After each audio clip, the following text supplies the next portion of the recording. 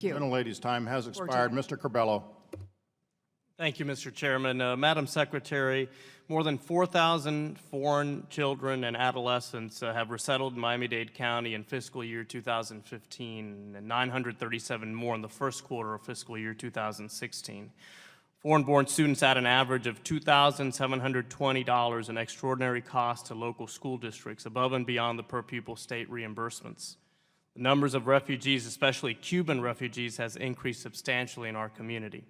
The estimated number was over 4,000 last year and is expected to be on a similar pace in the current year.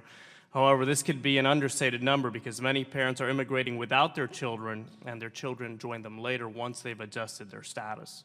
This presents a problem because the late arriving children of refugee parents do not count under refugee data, but they still represent a major cost to local communities.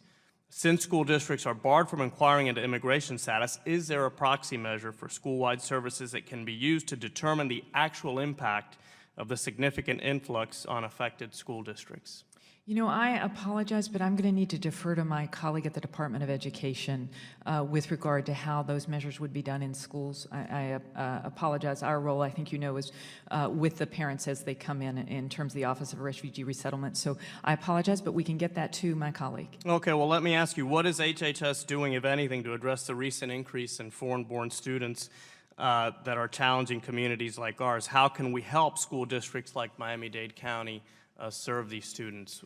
You know, with regard to our role, I think one of the things that we can do is make sure that those transitions of the individuals, the Office of Refugee Resettlement, which is a part of HHS, the thing that I think we can do is make those resettlements as successful as possible. And part of that success, I think, is making sure that they become employed members of communities.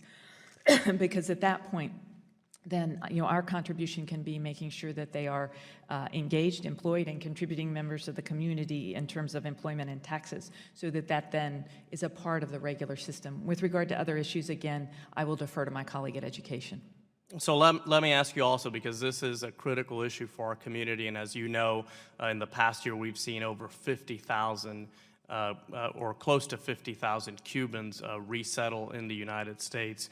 And the Miami-Dade County School District and Monroe County Schools, for that matter, obviously carries a heavy burden.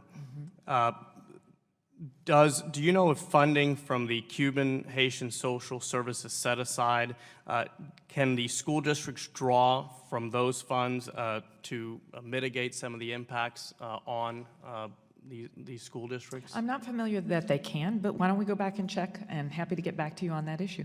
Okay, well, this is just a critical issue for our community, Madam Secretary, and I hope to work with you and with your department to find ways to find more support from Miami-Dade County.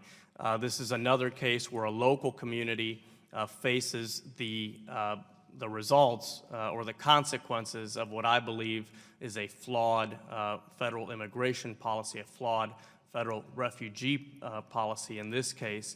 And I think it's incumbent on the federal government to help communities like ours solve these problems, because it's unfair for all of these costs, for all of the burden to fall on local school districts and on local municipalities. Thank you, Mr. Chairman. I yield back. Thank the gentleman. Mr. Courtney. Thank you, Mr. Chairman.